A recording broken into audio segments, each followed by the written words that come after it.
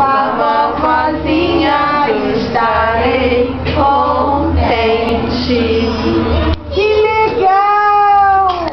A Chapeuzinho Vermelho vai levar os docinhos para a vovozinha. E a mãe dela falou assim: Chapeuzinho Vermelho, teu caçador, cuidado, que na floresta, quem está lá esperando para pegar você? Quem é? Lobo Mau. Como é que é a voz do Lobo Mau?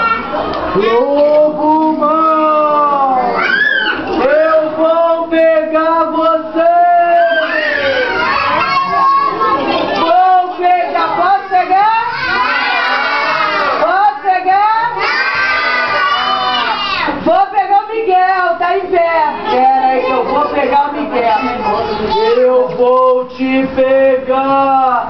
Aí, vem cá no colo do Chatarra, velho. Então senta no lado da mamãe.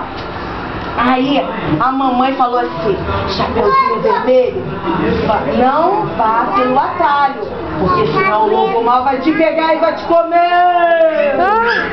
O Lobo Mau é malvado, ele quer pegar a vovozinha, quer pegar o Chapeuzinho Vermelho, quer pegar todo mundo. Então a Chapeuzinho Vermelho, a Chapeuzinho Vermelho chamou o Miguel pra ir na floresta.